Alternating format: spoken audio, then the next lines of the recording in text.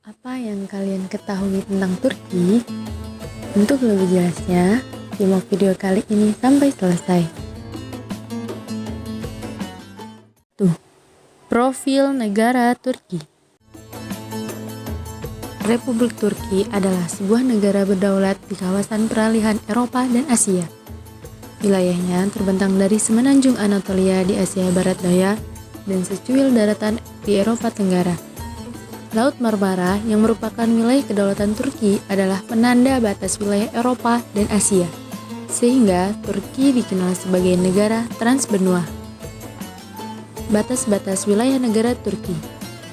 Turki di sebelah utara berbatasan langsung dengan Laut Hitam, Bulgaria, dan Georgia. Di sebelah selatan berbatasan dengan Irak, Suriah, dan Laut Mediterania.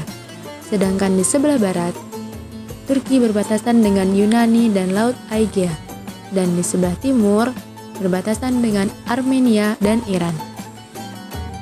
Luas wilayah negara Turki adalah 783.562 km persegi. Saat ini populasi Turki mencapai 85.5.752 jiwa, yang mayoritasnya adalah etnis Turki dan Kurdi. Turki adalah negara sekuler yang otomatis tidak memiliki agama resmi negara. Konstitusi Turki memberikan kebebasan beragama dan hati nurani kepada rakyatnya. Namun, survei menyatakan bahwa 82% populasi Turki beragama Islam, kemudian 13% memeluk ateisme, dan 2% adalah beragama Kristen. Bahasa resmi dari republik ini adalah bahasa Turki yang dituturkan oleh 85,4%. Sedangkan sisanya itu berbicara dengan dialek bahasa Kurdi, yakni Kurmanji. Sistem pemerintahan Turki adalah republik parlementer, yaitu sistem pemerintahan yang kepala negara dan kepala pemerintahannya adalah seorang presiden yang dibantu oleh seorang wakil presiden. Presiden dan wakil presiden dipilih secara langsung dalam pemilihan umum presiden untuk masa jabatan 5 tahun dan dapat menjabat sebanyak 2 periode. Sejarah perkembangan Islam di Turki.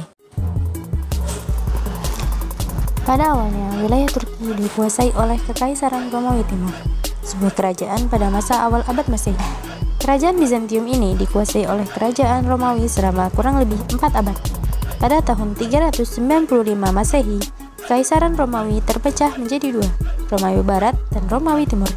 Kemudian, di tangan Romawi Timur, Bizantium itu kemudian diubah namanya menjadi Konstantinopel dan dijadikan ibu kota. Pendiri Turki adalah Babilah Faiz August, salah satu anak suku Turki yang mendiami sebelah barat Gurun Gobi atau daerah Mongol dan daerah utara negeri Cina yang dipimpin oleh Sulaiman. Sulaiman mengajak anggota sukunya untuk menghindari serangan bangsa Mongol yang menyerang dunia Islam. Sulaiman dan anggota sukunya pindah ke arah barat dan meminta perlindungan Jalaluddin, pemimpin terakhir dinasti Khawarizm di Transoxiana. Akan tetapi, Jalaluddin menyuruh Sulaiman agar pergi ke arah Asia Kecil. Setelah sampai sana, rombongan Sulaiman yang saat itu dipimpin oleh Ertugrul, anak dari Sulaiman, mereka mengabdikan dirinya kepada Sultan Alauddin II dari dinasti Seljuk Rum yang pusat pemerintahannya di Konya, Anatolia, Asia Kecil. Pada saat itu Sultan Alauddin II sedang menghadapi bahaya peperangan dari bangsa Romawi yang mempunyai kekuasaan di Romawi Timur atau Bizantium. Dengan bantuan dari bangsa Turki, Sultan Alauddin II dapat mencapai kemenangan. Atas jasa baik tersebut, Sultan menghadiahkan sebidang tanah yang berbatasan dengan Bizantium. Sejak saat itu, Ertugrul terus membina wilayah barunya dan berusaha memperluas wilayahnya dengan merebut wilayah Bizantium. Pada tahun 1288 Masehi, Ertugrul meninggal dunia dan meninggalkan putranya yang bernama Utsman. Utsman inilah yang ditunjuk oleh Ertugrul untuk meneruskan kepemimpinannya dan disetujui serta didukung oleh Sultan Saljuk saat itu. Nama Utsman inilah yang nanti diambil sebagai nama untuk kerajaan Turki Utsmani.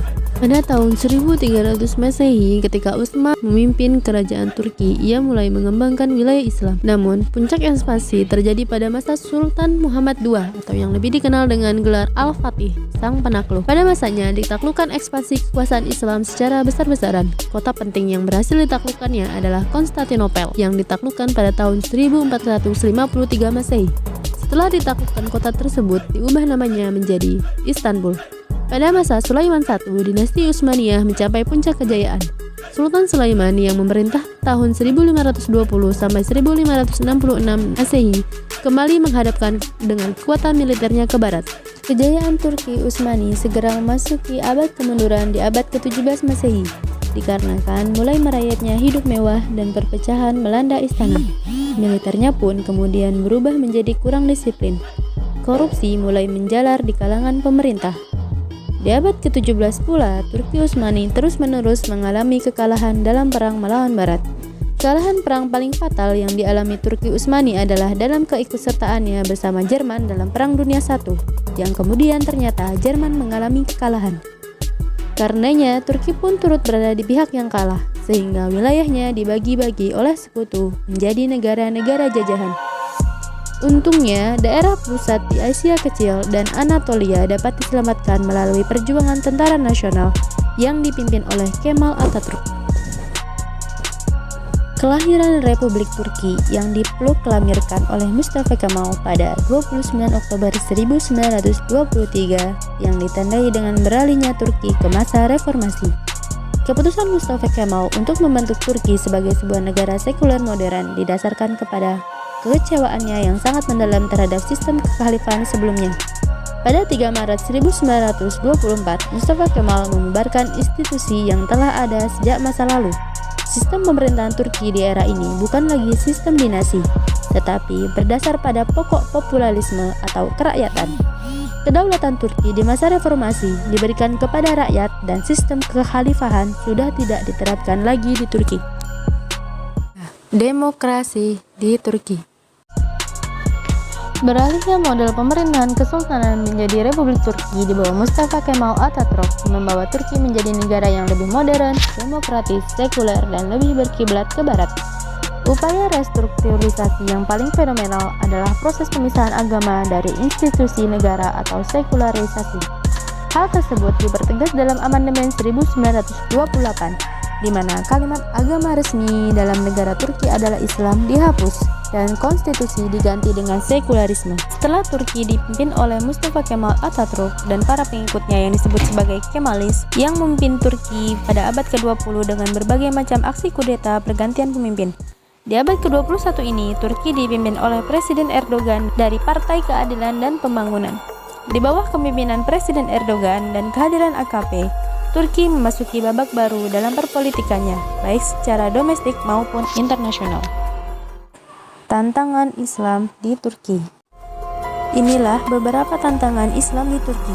Yang pertama, terbelahnya masyarakat Turki menjadi dua golongan, yakni demokrasi model Islam dan sekularisme. Yang kedua, adanya larangan simbol politik Islam di muka umum, seperti berjenggot dan berjilbab. Yang ketiga, Islamofobia akibat beberapa kali ledakan bom. Kita sudah berada di penghujung video. Terima kasih sudah menonton.